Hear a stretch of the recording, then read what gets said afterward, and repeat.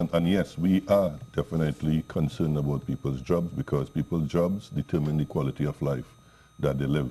We are also concerned about the overall development of society and to ensure that overall all working class persons and all persons who we believe are less privileged and less possessed would at least be able to enjoy a particular standard of living that will allow them to leave some legacy for future generations. So yes, we are deeply concerned about jobs.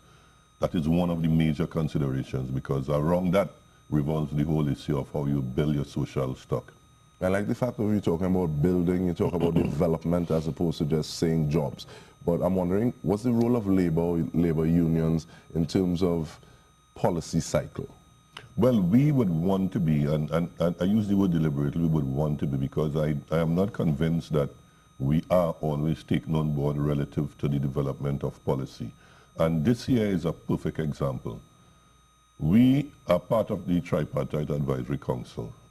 FITAN, which I'm the president of, has two representatives of that on that body. The Joint Trade Union Movement has 2 reps and NATOC has 2 reps. So there is 6 labor reps. The labor reps got together and we decided to take a proactive stance this time around, bearing in mind and taking into consideration what the ILO has said. We believe that we had to be proactive in terms of protecting persons' job.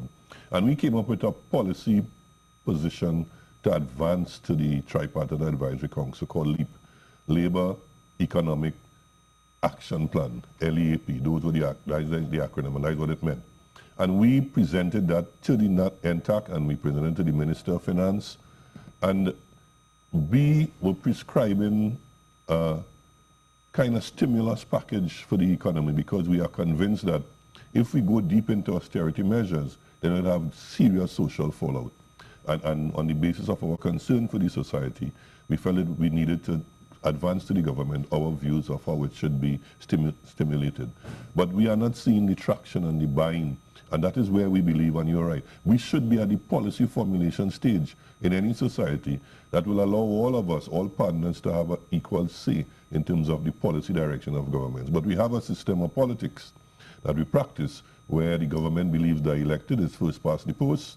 I am the government in power, and this is my policy. You could have an input, but I don't necessarily have to take you on. And that is the kind of system we need to change in Trinidad and Tobago, definitely. So definitely we can leap, to use your word, from one position to something that is more idyllic. But at the same time, in terms of bridging that gap and making those steps to go there, what are some of the first steps that we need to take? Okay, what we believe that the government has to recognize is that we are into a serious financial crunch. There is no if or there is no maybe. And I would want to put some context to why we're in that crunch. We still believe, and people have a problem with our ideological stance, but we are trying to prop up an ailing patient. This is the capitalist system. We are feeding it with all kind of remedies. We have stimulus package by Dr. IMF, Dr. World Bank, Dr. IADB, and all they're doing is trying to keep life into a dying patient. And what is happening is that every time we look around, and this is global, if we look at the global situation, we are seeing that there are few persons that are getting richer and there are more persons that are getting poorer. And the economic crunch now is having serious social implications because we don't want to look at the system and realize there are major shortfalls in the system that allows the greed to take root in the society. And if we don't try to have an alternative system, it may be that we would want to use that and come up with an alternative, but we definitely have to recognize that that system is not working in the best interest of the wider citizenry of the world, and as such we need to look at it and fix it. So what you have is a government continuing to prescribe solutions that have been recommended by the Dr. IMF and the Dr. World Bank and the Dr. IADB that are not working in the best interest of ordinary citizens. And again, we believe that we need to take a serious fundamental policy shift and move away. And that's why we are saying that instead of austerity measures, this time around we should inject funds. The government has to inject funds into the economy to bring back economic activity, to move to the diversification that we have been hearing all along. We have been touting diversification ever since I was going to secondary school, and that's quite a long time, right? and we have not seen any tangible steps towards moving away from oil and gas. And you heard the Prime Minister in his recent address to the nation. And again, the emphasis is on oil and gas. We are going to go again because we believe we have something under the earth that has been designed by God for Trinidad and Tobago that will allow us to have some kind of boom sometime in the future. And we are not looking at seriously going into agriculture. So one of our proposals is to have an injection of funds into the agricultural sector, agro-processing and all those things, where we could reduce the food import bill and address the foreign exchange situation that we have at this time. So that is one of the immediate things that the labor movement has proposed to the government, that we should look seriously at how we ramp up agricultural production in Trinidad and Tobago. Were we getting the funds to actually do that injection from them? Well, we have already went into the Heritage and Stabilization Fund, but we went into it for what purpose? Up to now, we have not been properly explained as to why. And our understanding of a Heritage or Stabilization Fund is when you are in economic challenging times, that you use some of the funds on the basis of mutual acceptance and acquiescence by the parties involved, and we determine how we should inject that into the stimulation of the economy. And we believe now is an appropriate time to look at those kind of situations, but there are alternative means of funding, which we have proposed also. And we believe that the government could raise that through bond offerings. We have the credit union movement, we have pension fund plans that are looking for investment opportunities.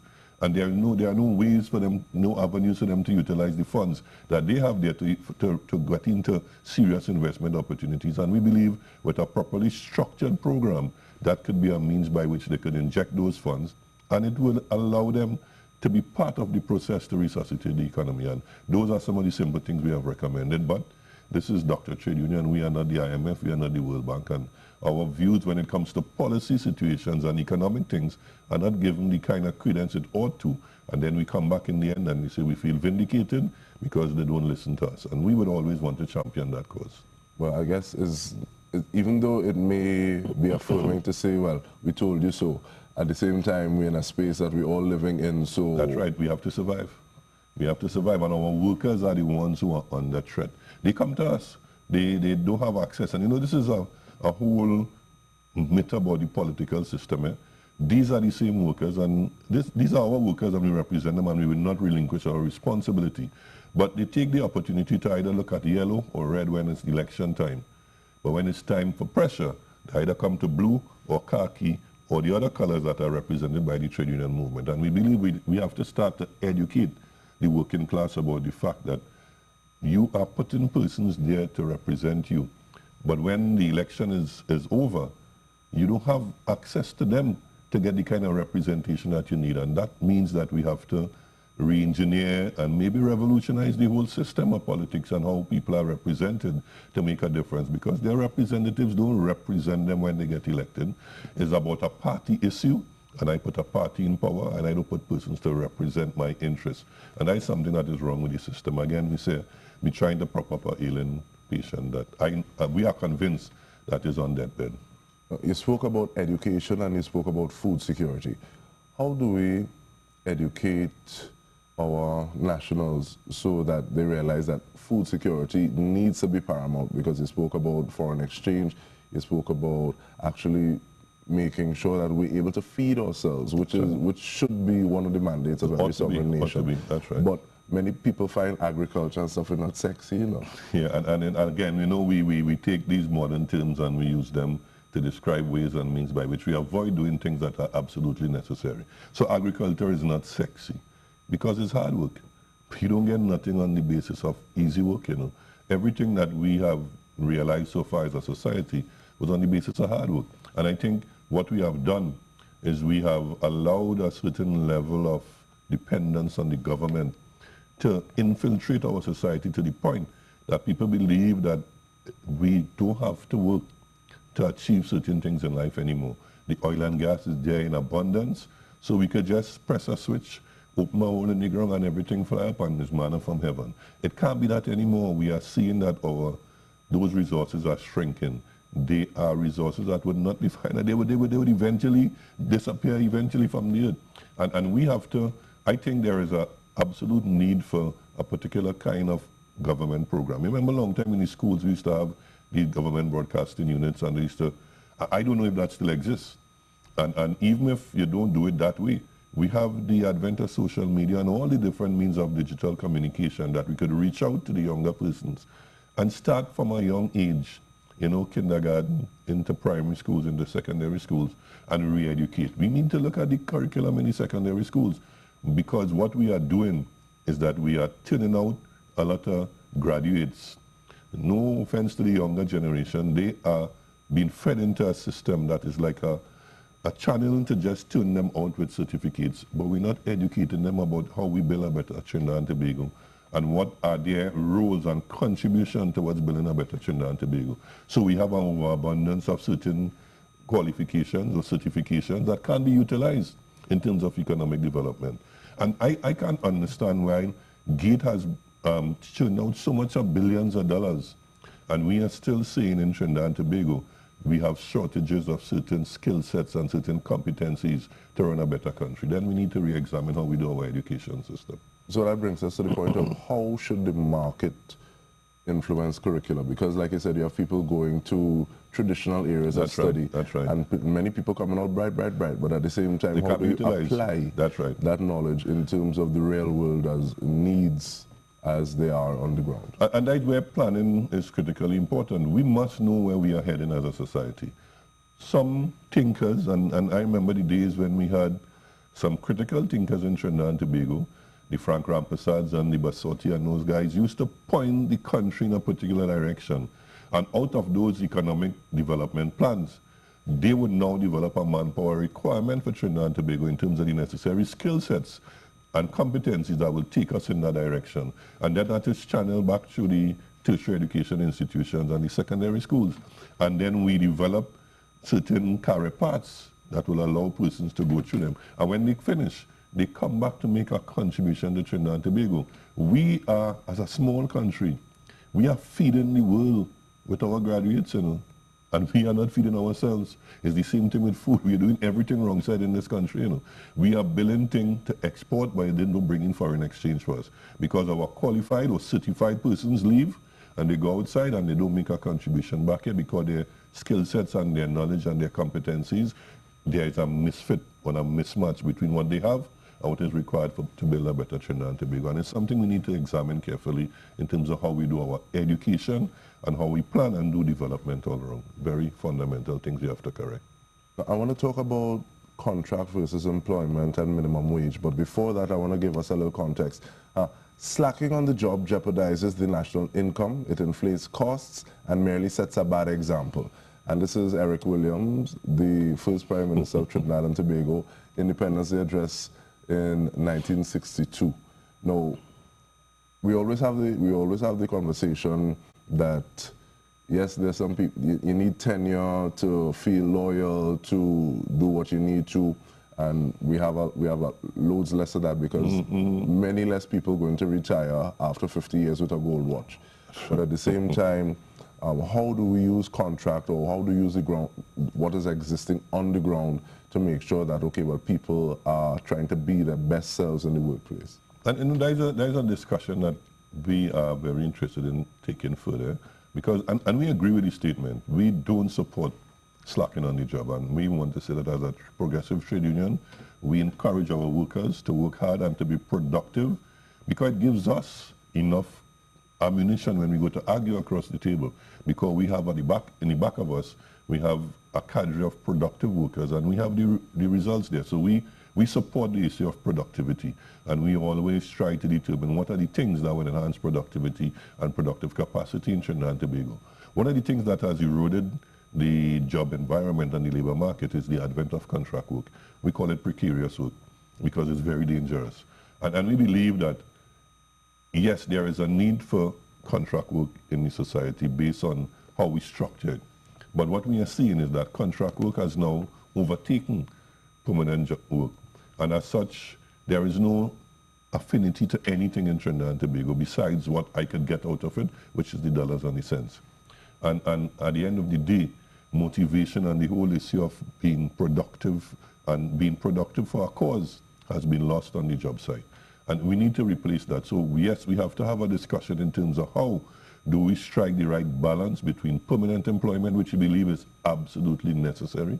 Because when you flip the script on the social side, I have to build a life. I have a family. That is part of the whole development of a society. Could you go to the bank as a contract worker and be given some level of consideration when it comes to things like mortgage and all those things? So we have to also balance it. The society is not only on economics, and we have to know how we could build the social stock. And people want, family life is critically important to the development of society.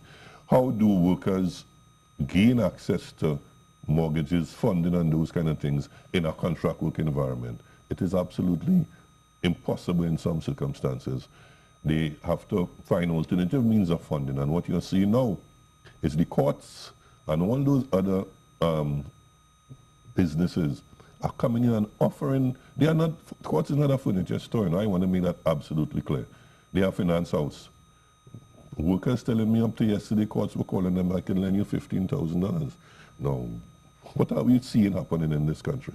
And we are saying we need to go back to the basics and encourage permanent work where it is absolutely necessary, because that has a spin-off effect in terms of developing a better society, because it allows a level of stability in the workplace and allows people to build a different kind of life, and it encourages economic activity. Because when I am considered permanently employed, there are certain things I will do and I could be able to do and support certain business activity and then engender economic activity. So it's a holistic way of how we build a society that I think we have lost, and we have gotten caught up in what is happening outside here. We have been fed 2020 economics, which is very fast food, a fast diet of fast food, economic policies.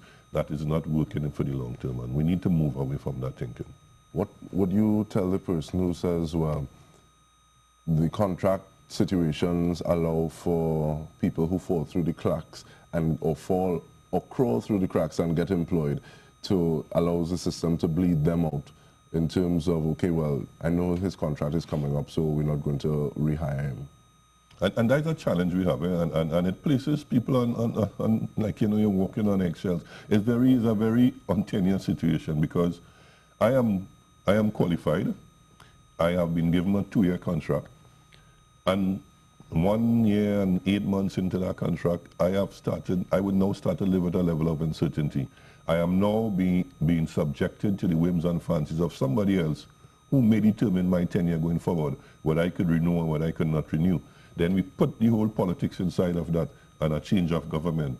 You see, once you have a change of government, contract persons are under threat, because they all believe that every contract that was given under one administration would have been politically motivated. And people are subjected to the whims and fancies of politicians and to managers and to all those kind of things in a circumstance like that. And those are the dangers of contract work. So I can't operate at my highest level of efficiency if I know 4 months down the road I will be out of a job. And my mindset now is, where do I look for my next contract? Now, some persons enjoy that because it gives them what they consider to be flexibility and the ability to move around and things.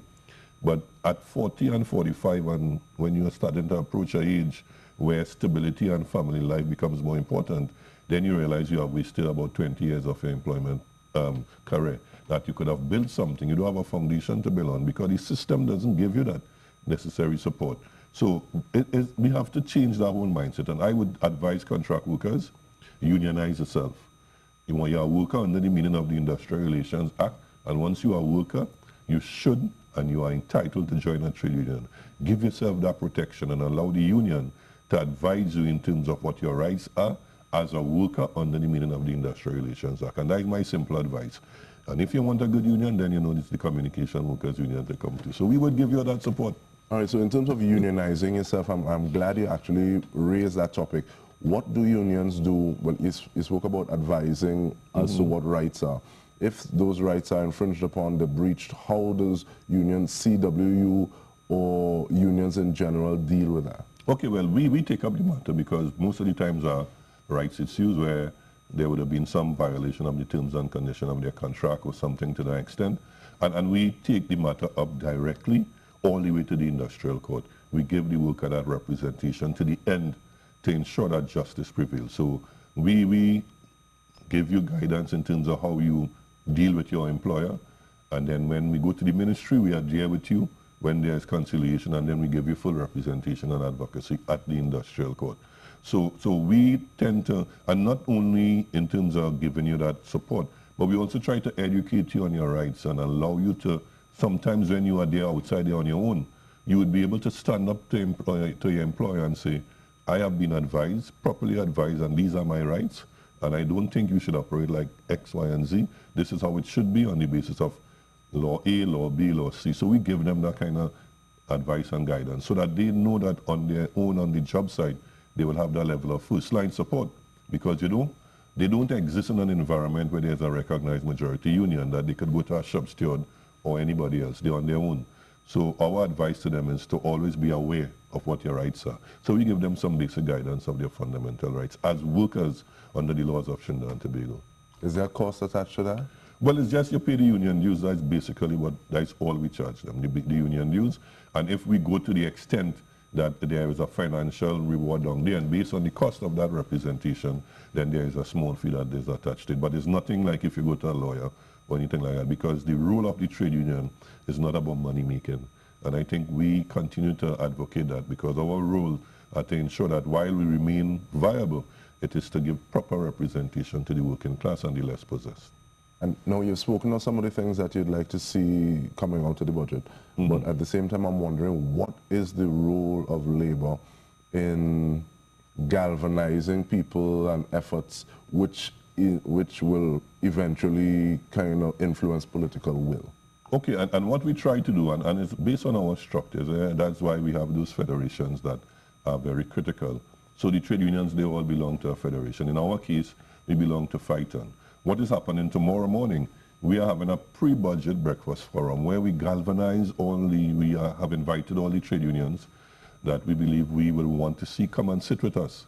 And we have a panel of presenters, and we believe we have a very good panel of presenters, Hayden Blades, Suniti Maraj, Dr. James, David Abdullah, and others, who would talk about things that we believe should be given consideration in our budget, and allow our workers, our branch officers, and our shop stewards to question those presenters and come up with ideas that we would want to advance publicly. So we provide a forum for our officers in terms of that input and for the whole trade union movement. So when we are completed, it will be like the voice of the trade union movement saying, on the basis of sound economic advice by those panelists, this is what we believe should be advanced to the government in terms of giving consideration for the budget presentation. And we do that in other forums. We do that for other issues where we advance positions through what we call our CASABO, which is a conference of shop stewards and branch officers.